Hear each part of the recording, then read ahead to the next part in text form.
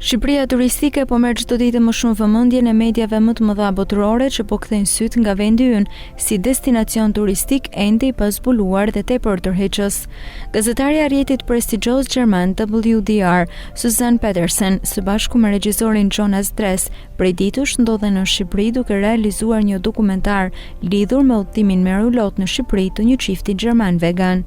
Dalesa e parë ishte kryeqendra e veriut Shkodra, e cila rezultoi një surprizë bukur për gazetaren. Të jemi sinqert, pjesa e Shkodrës ku qëndruam ne është një parajse e vërtet. Natyra është pothuajse e paprekur, shumë e bukur dhe komplekse.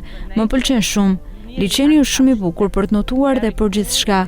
Gjithashtu, pjesa vjetër e qytetit është shumë e bukur me ndërtesa të vjetra dhe me shumë ngjyra. Vizituam xhamin dhe çdo person ishte shumë miqësor. Kur na dëgjuan që ne flisnim gjermanisht, na u afruan dhe na pyetën: "A jeni nga Gjermania?" "Sa mirë, djali im jeton në Gjermani." "Shumë të sjellshëm.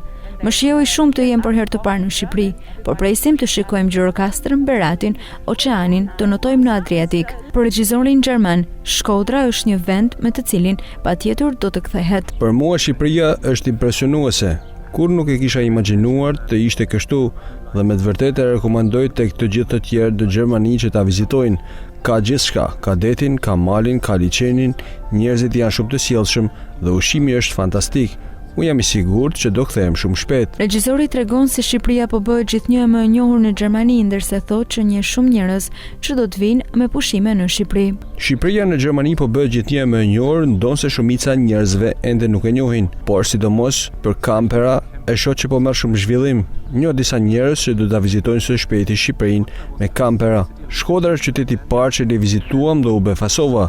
Rrugë të vjetra, por në njëjtën kohë edhe moderne, me të vërtetë me befasoi. Pas Shkodrës, xhirimet do të vijojnë në jug të Shqipërisë për të përmbyllur me Rivierën shqiptare. Më herët televizioni prestigjioz gjerman WDR ka realizuar dokumentar për lumin e Shalës dhe pjesë të tjera të veriut të vendit.